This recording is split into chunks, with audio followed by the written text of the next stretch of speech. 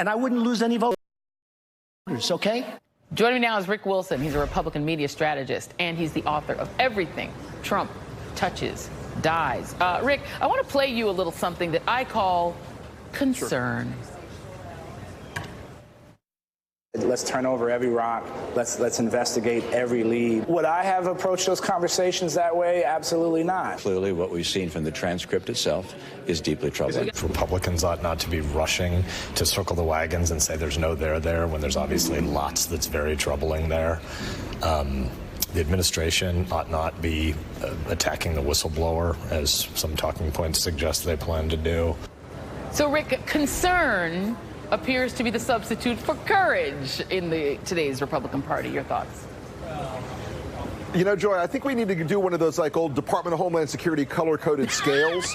And at the bottom is a furrowed brow. And then there's, I haven't read it. And then there's deeply concerned. And then there's, I can't go to press conferences or do town hall meetings. And then there's, can I get in the witness protection program? I mean, these guys are profiles in chicken you-know-what every day right now, because they obviously understand that this is just one more pile-on of the facts about Donald Trump that they cannot face, they cannot admit to, and they're going to go into this thing like the Republicans did in 1973, saying, oh, it's a media conspiracy, it's a false narrative.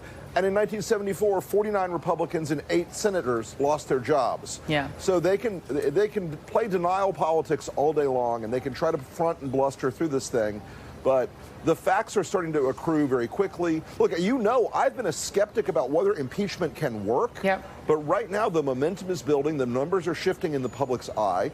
And this is a clear, obvious, blunt force case of attempting to cover up material where the president was attempting to extort a foreign power to support him politically and to provide him illegally provide him with something of value in the campaign, which is against the law.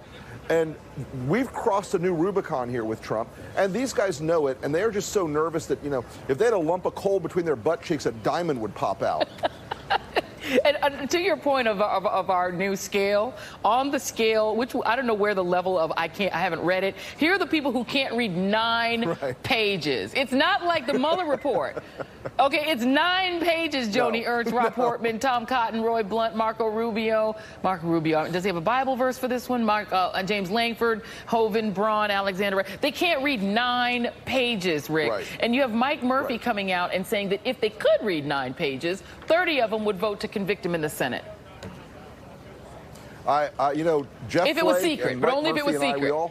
Only if it was secret. Right. We all have a different number. My actual hard count for myself, of knowing these guys for a long time, my actual hard count is about 26, 27 that I could tell you right now have told me or have expressed him that they cannot stand this man. They live in terror of him. They are all moral cowards. They are fearful of Donald Trump's mob and his horde. And at one point, somebody's going to break the seal, and that person's going to have a really bad day, but they're going to have a really good memory in history. Yeah. And the question then, I guess, becomes, what is the tipping point where history, the train of history is gone? It's rolling down the tracks toward Donald Trump's impeachment, and the world is looking in horror at all of the sycophants for him in his party. At what point do they then say, you know what, enough, I'm getting off of the Trump train? Well, look, the political cowardice that they've shown up until this moment, up until the moment this Ukrainian story broke, is despicable. And none of them are going to come away completely clean, but there's a massive first mover advantage, just like there is in business. The first person that does something that's the right thing for the market wins. There's very little advantage to being the 15th Google. Yeah. There's a big advantage to being the first Google.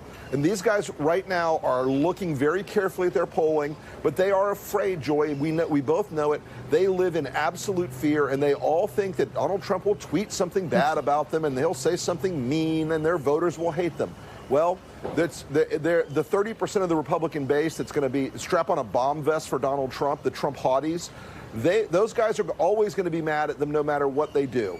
They barely tolerate them now. Yeah. If they don't make a break, they're going to be doomed. Yeah, and here's the lesson. If the worst thing is that you lose your job in the Senate, you can get another job, y'all. Right. Donald Trump says the unemployment is the lowest ever. Go get another job if you lose your seat. Anyway, Rick Wilson, it's always fun talking to you, man. Thank you very much. Thank you, Joy. Thank you. Talk to you soon. All right, cheers. Coming up, all the president's men. More AM Joy coming up.